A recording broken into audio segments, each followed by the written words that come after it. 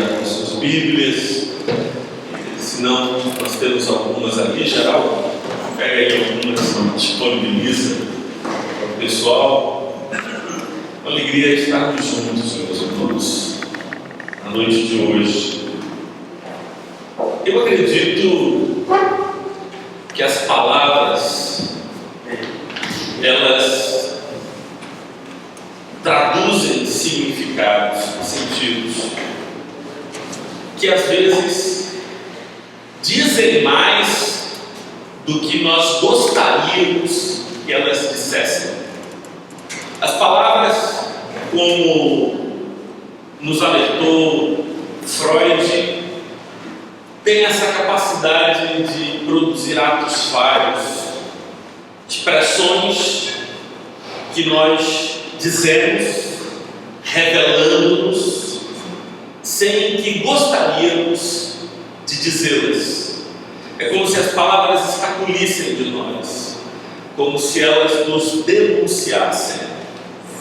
E em alguns termos, nós nos denunciamos. Por exemplo, quando eu era criança, adolescente, havia uma palavra utilizada para designar os evangélicos ou protestantes.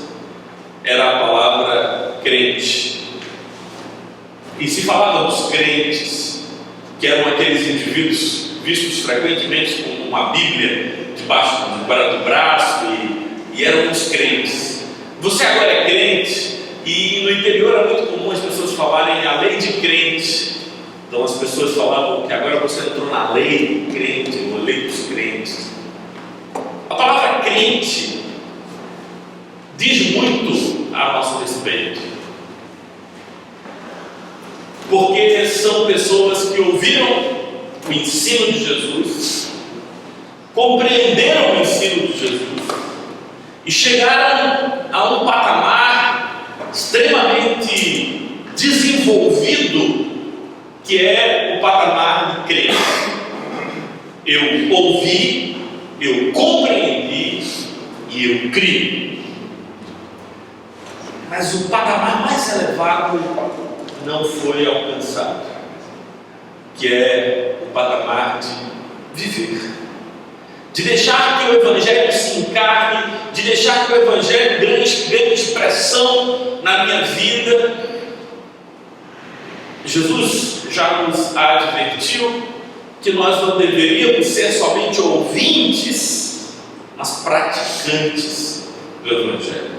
Isso me remete a uma outra expressão muito utilizada antigamente, eu tenho ouvido um pouco agora, recentemente.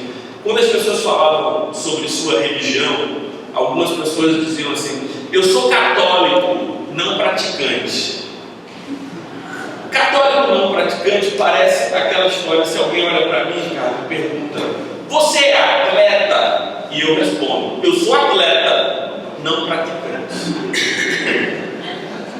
Entende? Eu sou atleta. Por quê não? Eu joguei vôlei, basquete, já tive 70 quilos, então eu sou atleta. Só que eu não sou. Não, mas essas duas expressões elas não conseguem conviver. Atleta não praticante, a expressão não praticante refuta a expressão atleta, e a expressão atleta não dá espaço para a ideia de não praticante. Mas nós muitas vezes nos tornamos cristãos não praticantes, crentes apenas, gente que acredita, gente que acha lindo, que acha maravilhoso, que acha poético, que acha extraordinário o Evangelho. Já em algumas mensagens eu tenho convidado todos nós, e a mim principalmente, para que nos aproximemos do Evangelho numa dimensão prática. E isso por uma razão: todo o bem do Evangelho só pode ser conhecido quando ele é transformado em modelo de vida. Isso se assemelha com um camarada que chega numa academia de ginástica e, Victor, eu já fiz isso, não sei se você já fez. Você chega numa academia de ginástica e aí vai lá para aquela pessoal que faz atendimento na academia de ginástica. Você pode me mostrar os equipamentos e tal, e aí você visita todos os equipamentos, acha tudo maravilhoso, tem aquela rapaziada sarada malhando lá e tal. Diz, olha, o preço da mensalidade aqui na academia é X, mas fica muito mais barato se você pagar a unidade e você economiza. Você tem, aqui a gente abre às 5 da manhã e só fecha 10 da noite, o pessoal tem professores, aqui o negócio é bom.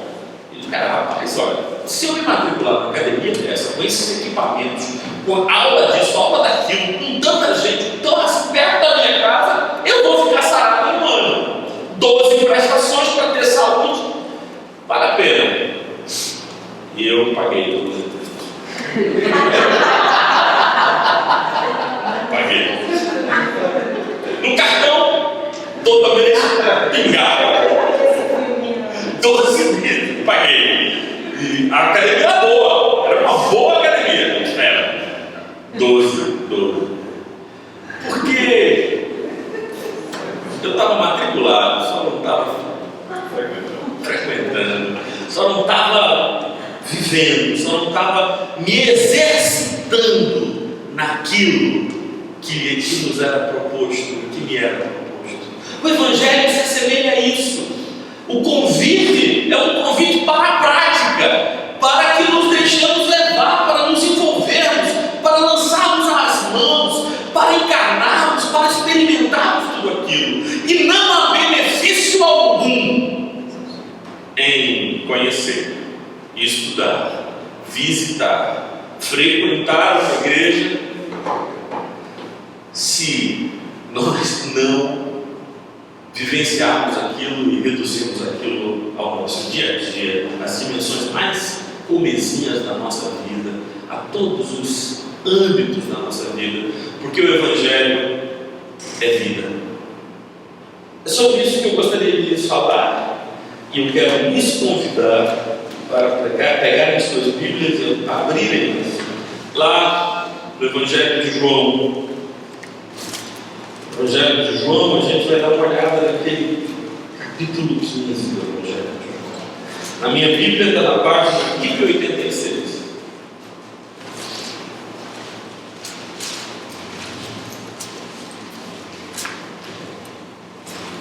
Página 1086. João, capítulo 15.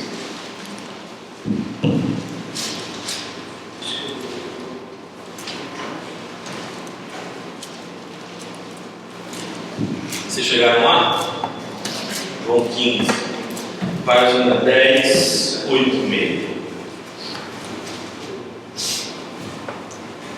Vamos fazer uma leitura alternada do capítulo 15 de João, eu lendo os versículos ímpares e vocês, a uma só voz, lendo os versículos pares. Eu sou a videira verdadeira e o meu pai é o agricultor. Todo ramo em mim não é fruto, ele corta, e todo que dá fruto em mim, para que eu produza mais fruto ainda. Vós já estáis limpos pela palavra que vos tenho falado. Permanecei em mim, e eu permanecerei em vós. Como agora o ramo produz fruto de si mesmo, se não permanecer na videira, assim nem vós produzirás, se não permanecer em mim. Eu sou a videira, vós os ramos. Quem permanece em mim e eu nele, esse dá muito fruto, porque sem mim nada podeis fazer. Se alguém não permanecer em mim, será lançado fora, a semelhança do ramo, e secará, e o apanham, lançam no fogo e no queimam. Se permanecerdes em mim, e as minhas palavras permanecerem em vós, pedirei o que quiserdes, e vos será feito. Nisto é glorificado pelo Pai, em que deis muito fruto, e assim vos tornareis meus discípulos. Como o Pai me amou, também eu vos amei, permanecei no meu amor. Se guardardes os meus mandamentos, permanecereis no meu amor, assim como também eu tenho guardado os mandamentos do meu Pai, e do seu amor permanece. Tenho-vos dito estas coisas para que o meu gozo esteja em vós e o vosso gozo seja completo. O meu mandamento é este, que vos ameis uns aos outros, assim como eu vos amei. Ninguém tem maior amor do que este, de dar a alguém a própria vida em favor dos seus amigos. Vós sois meus amigos, se fazeis o que eu vos mando. Já não vos chamo servos, porque o servo não sabe o que faz o seu senhor, mas tenho-vos chamado amigos, porque tudo quanto ouvi de meu Pai vos tenho dado a conhecer. Não foste vós que me escolheste a mim, pelo contrário, eu vos escolhi a vós outros, e vos defini para que deis fruto, e o vosso fruto permaneça, a fim de que tudo quanto pedis ao Pai no meu nome, eu vos conceda. E agora vamos ler todos juntos o versículo 17. Isto vos mando, que vos ameis uns aos outros. Amém. Vamos orar.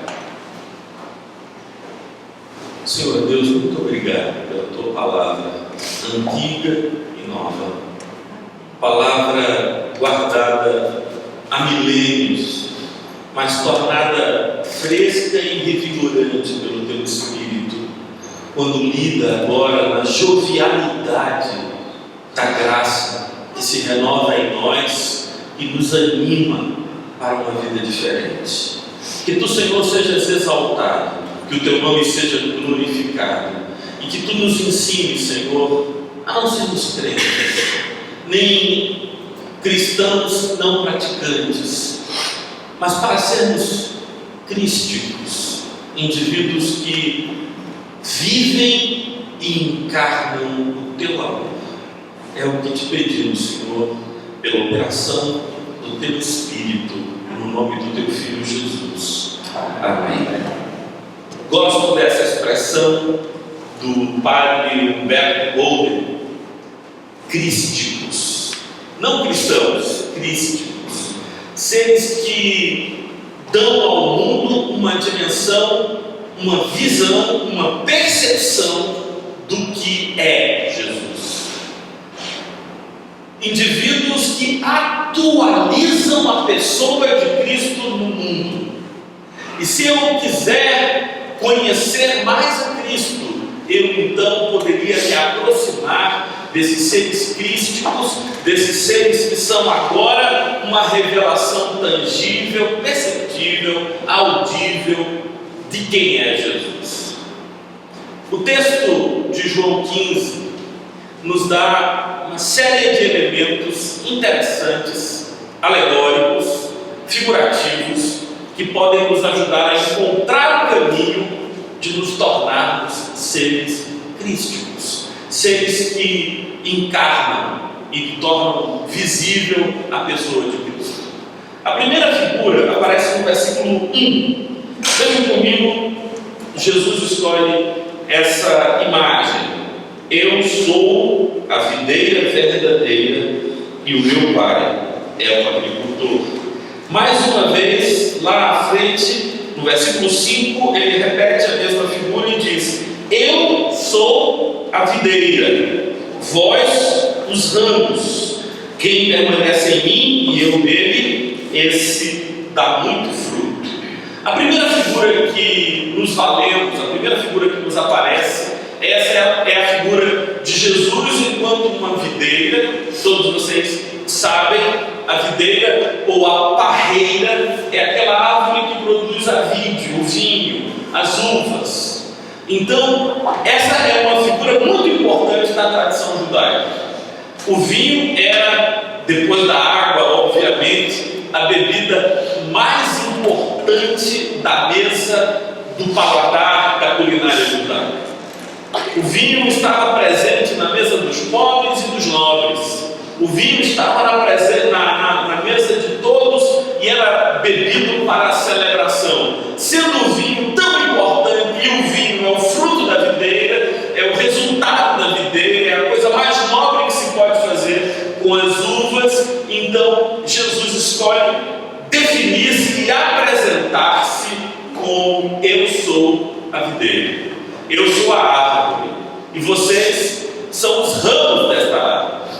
Vocês já viram parreiras, né? E a palavra parreira vem exatamente do modo como crescem as videiras, esparramadas, né? Espalhadas, os seus ramos se prolongando, se distribuindo, e os cachos de uva pendendo dessas videiras, desses ramos da videira que se espalham. Paulo também vai utilizar esta mesma figura, só que Paulo utiliza a figura da oliveira para falar de Israel, dizendo que os gentios eram uma oliveira brava que era enxertada na oliveira boa. Então nós estávamos vinculados de modo tal que a seiva da oliveira, e agora na figura que Jesus escolhe, a seiva da videira é que nos anima. Algo corre em nós de modo diferente. Deixa correr. E aí Jesus quer nos chamar a atenção de que é preciso estarmos conectados, ligados à videira, para que a seiva dele corra em nós, para que a vida de Cristo corra em nós. Esse é o único modo pelo qual podemos dar fruto. Se nos desconectarmos da videira, seremos um graveto solto no chão, que para nada mais presta do que ser colhido e alimentar fogueiras. Que destino triste. Anderson, essa é para mim a figura recorrente no pensamento de Jesus acerca do inferno. O inferno, frequentemente apresentado por Jesus como labaredas de fogo, como um lugar de fogo, aparece nesse texto de João 15 como o destino do ser desconectado com a videira, que é um graveto jogado no chão, seco, porque não está ligado à videira, nele não corre a seiva. O seu destino é ser jogado no fogo. Só que há um enigma, Solange, delicado enigma, um enigma do versículo 2. No versículo 2, há dois cortes. Todo ramo, e nós já sabemos quem são os ramos. Os ramos somos nós. Jesus é a videira, nós somos os ramos, como diz o versículo 5. Todo ramo que estando em mim não der fruto, ele o corta. E todo ramo que der fruto, limpa, para que produza mais fruto ainda. Então há dois cortes no versículo 2. Um corte é o corte da poda.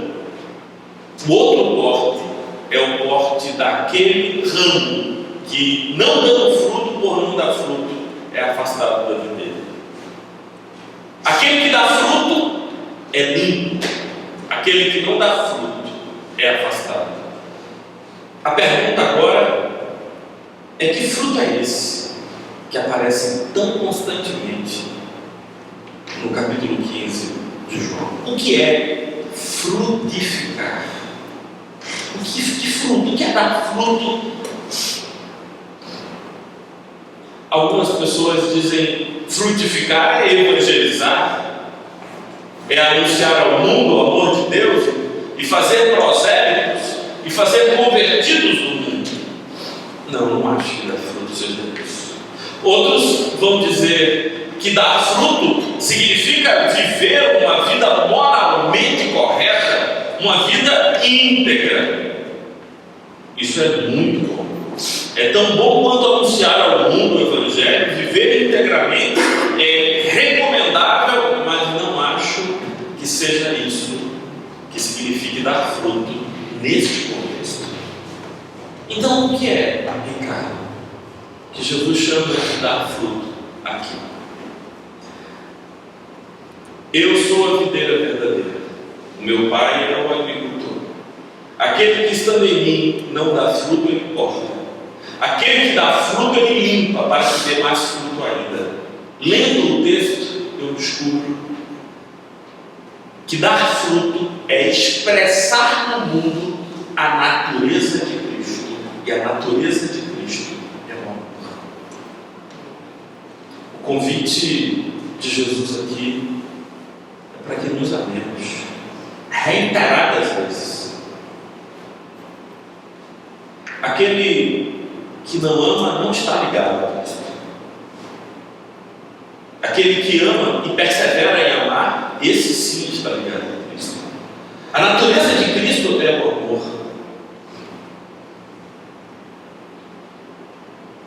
Mas o que é amor?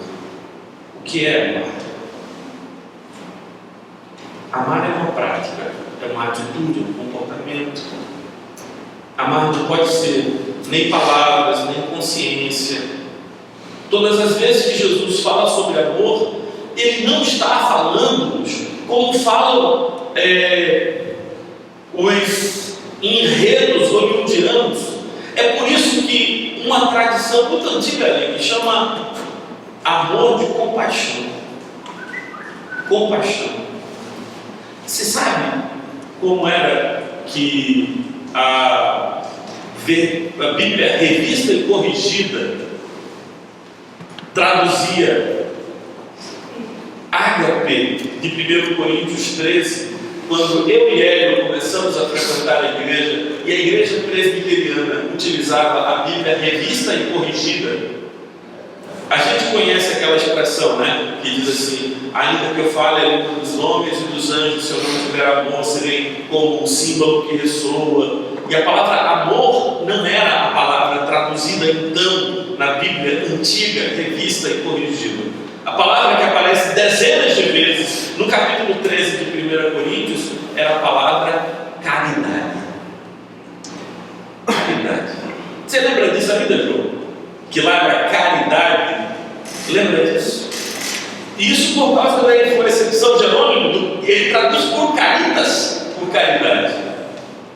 E eu prefiro hoje, sabe? Eu até prefiro amor, porque a palavra amor ficou meio esgarçada, sabe assim, de tanto usarem, ela foi o elástico. Sabe quando o elástico fica esgarçado assim e já não sustenta e já não segura? Eu acho que a palavra amor é uma palavra esgarçada, ela não sustenta as coisas, ela não aguenta, porque come muita coisa em amor.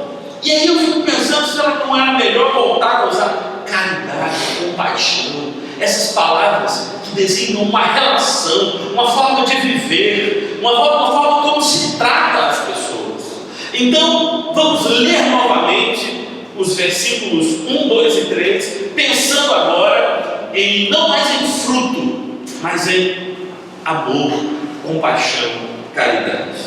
Eu sou a videira verdadeira e meu pai é o agricultor. Todo ramo que estando em mim e não ama, e não expressa esse amor, ele corta. E todo aquele que ama, sofre para aprender a amar melhor ainda. Eita, ficou bonito agora, não ficou não? Não, fala sério. Lê de novo, o versículo ficou mais bonito assim. Versículo 2: todo ramo, todo irmão que estando ligado a mim, todo irmão que se diz conectado comigo, mas não ama, o Pai o desconsidera. Mas todo aquele que ama, sofre para que aprenda a amar mais ainda. Amém. E o sofrimento, meus irmãos, toda a poda, toda a limpeza, toda a tesoura que passa em nossas vidas, que estamos conectados com Jesus e sofrendo por amar, é para que aprendamos a amar melhor ainda. Você sabe, tudo quanto Jesus passou, só o fez amar mais. mais tranquilo. Ah, Thomas, quantas vezes o coração fica com esse desejo de desistir de amar? De desistir de amar.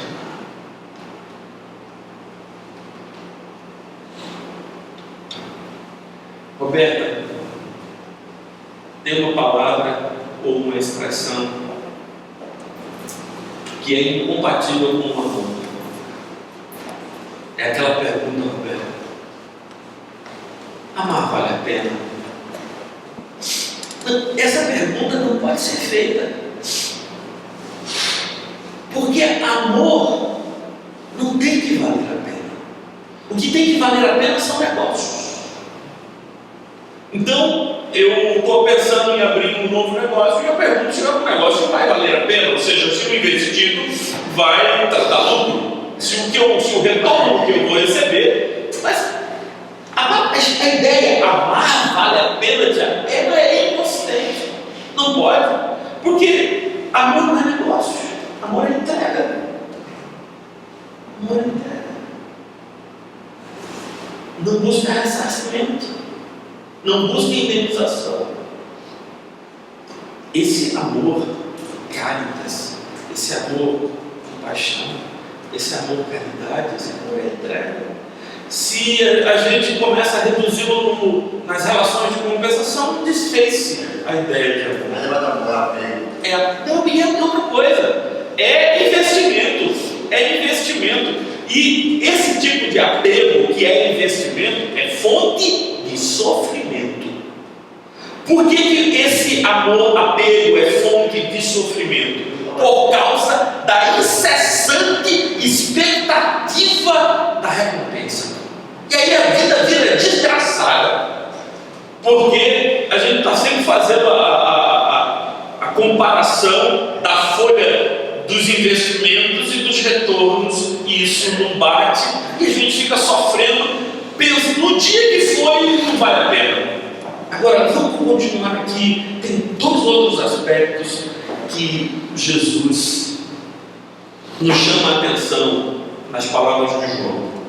Sabe uma palavra que se repete o tempo todo nesse texto, João? Permanecer. Aparece aqui pela primeira vez no versículo 4. Permanecer em mim e eu permanecerei em vós. E a razão é simples.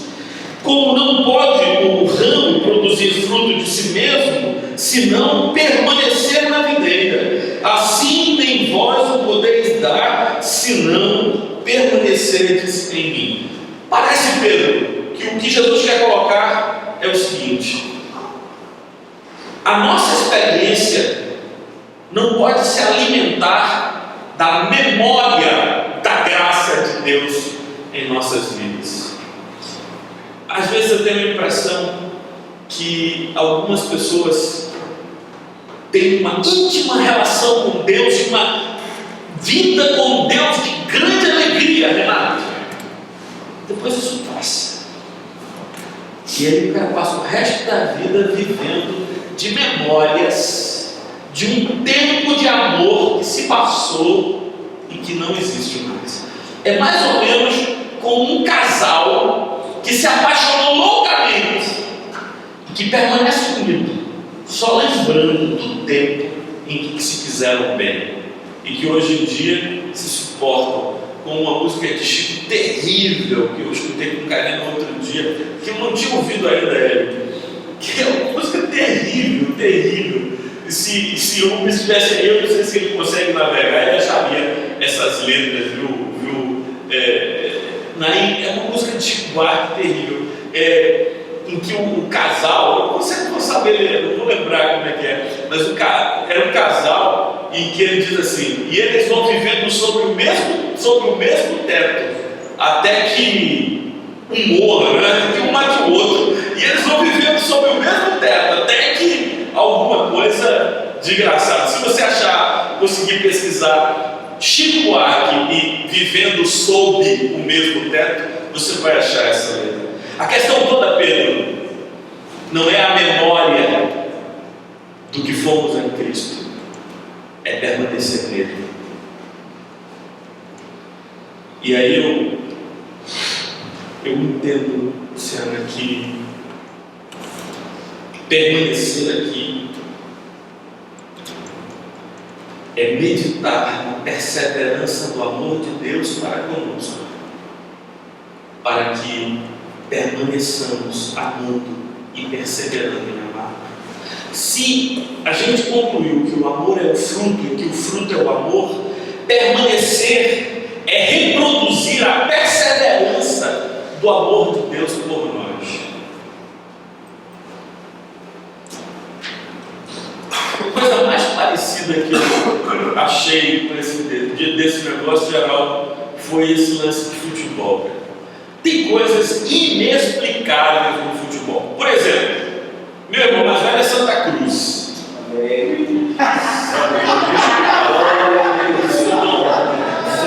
Isso é. Meu irmão mais velho é tricolor.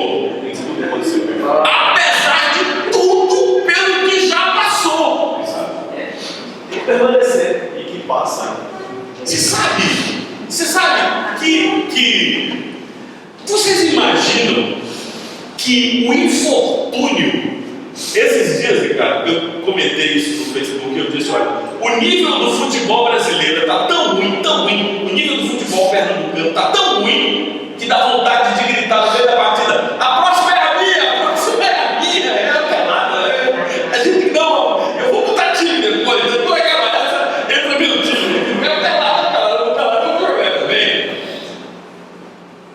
Mas eu fico pensando, meu pai era tricolor, Hélio era tricolor. Você achou foi Casamento dos Pequenos Burgueses. Essa música é terrível, eu ouvi sofridamente, mas é exatamente isso, os caras vão se suportando, né? Como é que diz aí? Ele fez o noivo correto, ela fez e quase desmaia, vão viver sobre o mesmo teto até que a casa caia. Ele é um empregado discreto, ela engoma o seu colarinho, vão viver sobre o mesmo teto até explodir o ninho. Nem vou ler mais, é muito feia essa canção, é terrível.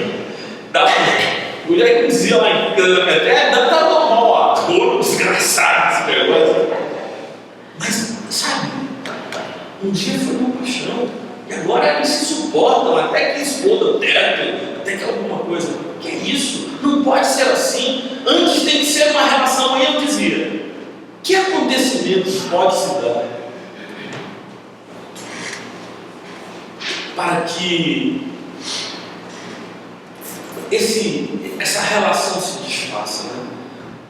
Que lógica há nesse torcer por um time, apesar de todos os infortúnios? É inexplicável, são vínculos culturais estranhos do nosso tempo.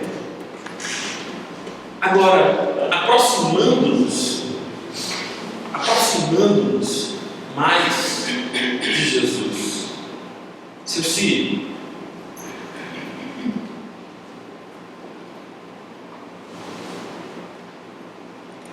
que palavra dita, que gesto feito te fará desamar teus filhos. Que palavra dita, que gesto feito te fará desamar teus filhos. As palavras são ditas, os gestos são feitos, e sem razão, sem motivo e sem explicação, o amor persevera. Sim ou não? O amor persevera. Agora, se é verdade em relação a seu si, muito mais. Deus é por nós. Fique certa, Sueli, que se Deus fizesse as contas e dissesse, vale a pena amar Marco Aurélio? A resposta é, claro que não. Os anjos ficam dizendo lá em cima, oh Deus, deixa de ser bobo, de bobo, desiste desse cara. Os anjos ficam dizendo lá no céu, oh Deus, aquela boca,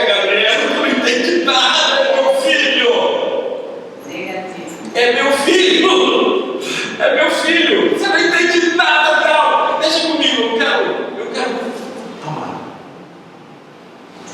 E aí, isso significa permanecer, sabe? Permanecer significa continuar amando, como Deus persevera em nos amar. Se amar é dar fruto, permanecer em Cristo é permanecer amando, como nós somos amados por Deus. Amados sem perguntar se vale a pena, amando sem contas nem expectativas, amando quem precisa ser amado, nunca quem merece. Porque essa história de merecer é também elemento estranho ao amor. Claro que não é assim um amor romântico, porque o amor romântico é de outra natureza. O amor romântico é uma via dupla. O amor romântico não se enquadra nesse amor do qual Jesus nos está ensinando. Ora, permanecer em mim e eu permanecerei em vós. A vinculação entre mim e Cristo é que Cristo me ama e eu não valho a pena. E eu amo o mundo porque Cristo me ama e o mundo não vale a pena. Os seres humanos não valem a pena. Esse amor não compensa, esse amor machuca, esse amor maltrata, mas eu continuo amando porque eu permaneço nele e ele permanece em mim. E o meu motor amante é Jesus. É o combustível que dá força a amar. É essa força que em mim me motiva a viver esse amor. Vamos voltar ao texto. Permanecer em mim, eu permanecerei em vós. Como não pode o ramo produzir fruto de si mesmo? Não, Senhor, sem a tua presença na minha vida eu vou desistir. Eu não quero desistir. Permanece em mim, eu permaneço em ti. Se não permanecer na sua videira, assim nem vós podeis dar. Se não permaneceres em mim, é verdade, Senhor, eu não vou dar fruto, o fruto do amor, se eu não sentir que tu me ensinas a amar, me amando. Eu sou a videira, vós sois o ramo. Quem permanece em mim e eu nele, esse dá muito fruto, ama, linda, intensamente, porque sem mim não podeis amar. Sem ti, Senhor, eu não consigo amar nem a mim mesmo. Sem ti, Senhor, eu penso que amar é me aproveitar das pessoas. Eu penso que amar é outra coisa. Se alguém não permanecer em mim, será lançado fora. A semelhança do ramo secará, e o apanho lança no fogo. Eu quero. Lá está a fornalha, mesmo. Lá onde não há amor. Você passa por esse mundo todo dia caindo de gente que não se ama, de gente que pega umas às outras como um graveto, cuja única utilidade é jogar na fogueira para se aquecer. O mundo não conhece o amor. Pedro, o mundo conhece a utilidade dos seres. Está entendendo? E é por isso que a gente recebe convites para jantar lá na empresa. Olha, vamos lá. Precisa manter um contato com aquelas pessoas ali estratégicas, porque essa pessoa, no segundo lance do tabuleiro da vida, vai poder nos beneficiar. Isso, quando uma pessoa te convida para jantar pensando nisso, está te pegando como um graveto, cuja utilidade é lançar na fogueira para produzir o calor daquela noite. Mas isso não é amor. Amor são as madrugadas insônias, são as viagens sem razão. Amor é a vontade de estar junto pela consciência de que o outro pode precisar e que eu não tenho outro caminho senão me aproximar. Aquele que sofre, chora, não porque eu posso sofrer ou chorar, porque ele precisa. E hoje é o dia da dormida. E aí Jesus continua falando sobre esse permanecer. E versículo 8. Versículo 7 antes. Se permanecerdes em mim, as minhas palavras permanecerem em vós, pedirei o que quiseres e não será feito. Pronto, vocês estão agora sim em condições hermenêuticas para interpretar o versículo 7. Porque fora desse contexto, o que se interpreta é o seguinte, Ricardo: é a onipotência de Deus transferida para o ser humano. É a lâmpada mágica. Você pode pedir, você tem infinitos, são 3 pedidos, não. Agora, quem permanece em Cristo, quem dá fruto, quem está tomado por amor, vai clamar pelos que sofrem, e Deus terá misericórdia daqueles por quem eu interceder. Que lindo! Que maravilhoso! Porque a única coisa que impede o ser amante é em favor do ser amado. Que poder é esse que Deus está me conferindo e que Jesus diz que eu terei? É o poder de interceder pelo ser amado, e Deus socorreu-o pelo poder do seu nome. Pedireis o que quiserdes e o que quer meu coração, senão que pare de sofrer aquele a quem eu amo. Pronto! Esse é o poder que eu tenho. O poder de pedir, de interceder, de socorrer, de me oferecer, de abraçar e de clamar em favor do ser que sofre e a quem eu amo, sem barganhas, sem expectativas, sem esperança de reconhecimento e ressarcimento. E aí, meus irmãos, toda vez que meu coração pecador começa a fazer conta, é que eu me desvinculei dele e eu preciso voltar a me vincular. Toda vez que eu penso, será que vale a pena? Será que compensa? Será que é isso? É porque eu estou me afastando. E aí eu volto correndo e digo: não tem que valer a pena. Não tem que ser assim. Não, é o Senhor. E é pelo Senhor. E é a graça do Senhor. Aleluia. Glórias ao Senhor. Renata, a recompensa de quem ama é sentir o amor fluindo em si. É ser canal de amor, é deixar o amor de Deus passar. E a recompensa do canal é a alegria, a renovação de ser passagem.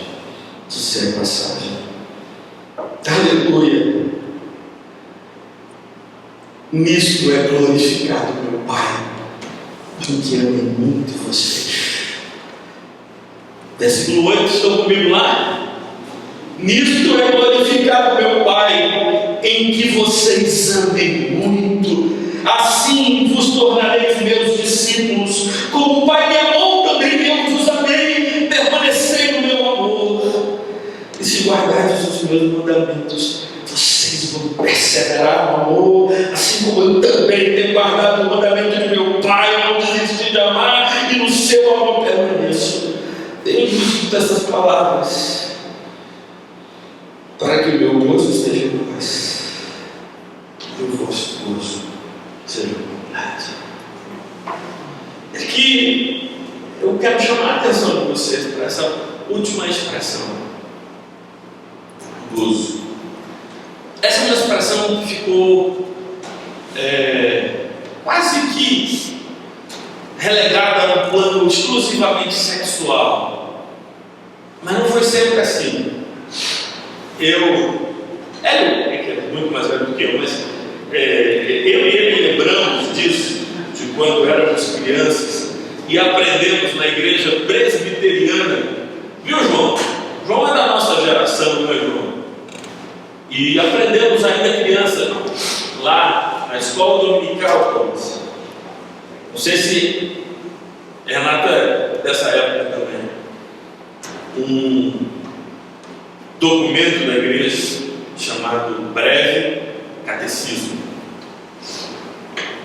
No breve catecismo, a primeira pergunta do catecismo, não sei se você vai lembrar ele, é difícil. A primeira pergunta do breve catecismo é essa: qual o fim principal do homem? Ou seja, qual o propósito essencial da vida humana? E a resposta do breve catecismo é esta: glorificar a Deus e gozá-lo para sempre. Nesta época da tradução do breve catecismo, ainda feita no final, na segunda metade do século XIX, ainda quando da implantação da igreja, é a tradução dos símbolos de fé para a língua portuguesa, exatamente nesse mesmo espírito. Gozar significa sentir prazer e alegria imensa.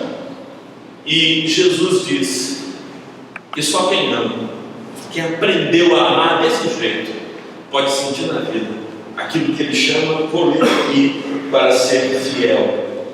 Só quem ama assim tem gozo completo. Sim, cara. Porque quem não ama assim, ama de barganha. Quem ama de barganha vive no sofrimento da expectativa, do apego, do desânimo. Mas aquele que vive o amor de entrega, esse que vive a encarnação de Cristo, que ama perseverantemente, que persevera em amar porque é amado perseverantemente, que permanece em Cristo, que se mira e medita no amor de Cristo, então esse indivíduo tem aquela promessa minha que queria tanto que todos nós pudéssemos viver: o gozo completo, a plena alegria, o perfeito contentamento, esse sentimento de que nada pode ser tomado, nada pode ser levado, nada pode ser perdido, porque tudo quanto existe de valor nessa vida é amor, é amar e ser amado. Vinícius aqui, hoje Vinícius faria 101 anos, e Vinícius gostava de ouvir uma canção, talvez fosse a canção que ele mais gostava, que era uma canção famosa, interpretada por Nat King Cole, que era a história de um jovem que dizia assim, que a grande descoberta, que a alegria e o sentido da vida é amar e ser amado. Essa é a alegria da vida, ser amado assim como somos amados, e amar do mesmo modo, amar de volta. Amar de volta não porque aquele que recebe o nosso amor nos ama, é amar de volta porque o amor que vem do Pai flui em nós na direção das pessoas. Amor compaixão, amor misericórdia, amor abraço, amor compreensão, amor não exigência, amor não troca, amor entrega, amor derramar-se, amor se deixar escoar, amor se dar em favor do outro. Esse é o gozo completo. Aí Thomas, tão livre das contas, das contabilidades, das buscas, e agora a alegria de amar. E se, não tem mais e se? Acabaram os seus espaços para o e se. Eu já disse a você que lá na porta do inferno, no portal do inferno, está escrito em alto relevo: e se? Toda vez que eu começo alguém a pensar e se, é porque já danou-se. E se é o portal do inferno. Quem tem fé não vive de si. Quem tem fé vive de certamente.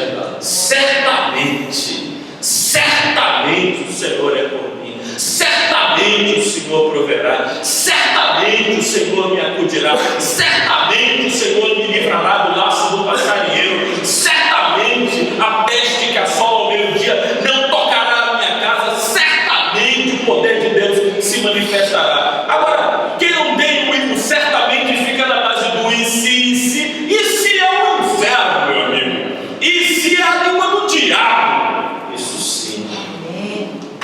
E aí Jesus diz assim: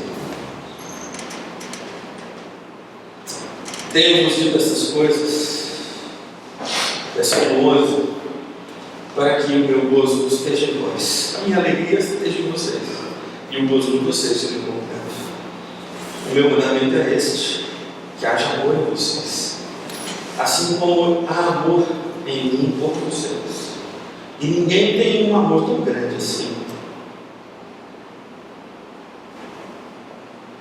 Como é? Como é que esse negócio do versículo 13 aí? Lê, Geraldo. Lê alto aí, Geraldo, esse versículo 13. Ninguém tem maior amor do que isto, de dar a alguém a própria vida em favor dos seus amigos. Foi isso que Jesus fez. Deu a própria vida em favor dos seus amigos. Você acha que algum dia ele perguntou se valeu a pena? Agora, se ele perguntasse a mim se valeu a pena para ele, ele jamais me perguntaria, porque essa não é a questão dele. Ninguém tem maior amor do que este, de dar a alguém a sua própria vida em favor dos seus amigos. E Jesus começa a explicar no versículo 14 e 15 que ele chama de amigos os seus irmãos. Vós sois meus amigos, se fazeis o que eu vos mando. Já não vos chamo servo, porque servo não sabe o que vai com o seu Senhor, mas tenho chamado amigos, porque tudo quanto ouvi de meu Pai vos tenho dado a conhecer. Não fostes vós que me escolhestes, pelo contrário, eu vos escolhi. Muito obrigado, Senhor. Muito obrigado. 16, de novo, todos nós, em uma só voz. 16. Não fostes vós que me escolhestes a mim, pelo contrário, eu vos escolhi a vós.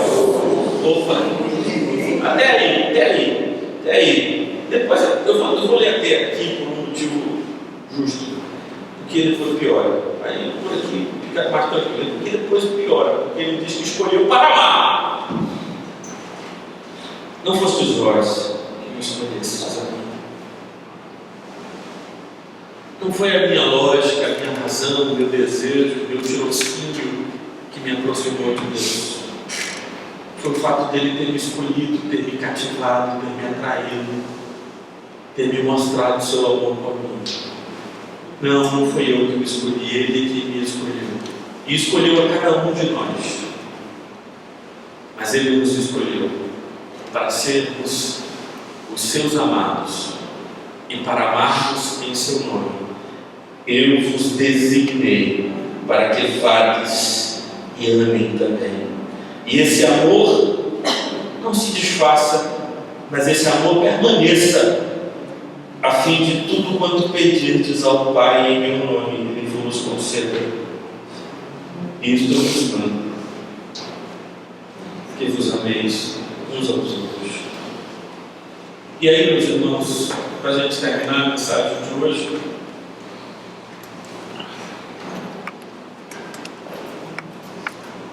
amor e amar é a nossa alegria, é a nossa cruz, é a nossa vida. Amar é tanto a alegria quanto a cruz da vida. O amor nos fará sentir um pleno gozo, a plena alegria de sermos crísticos, revelando Deus no mundo, mas assim como aquele que amando foi à cruz, também iremos nós, porque o amor será a nossa alegria e a nossa cruz. E assim, na alegria, na dor, na vida e na morte, revelaremos Cristo a este mundo. Vamos ficar de pé.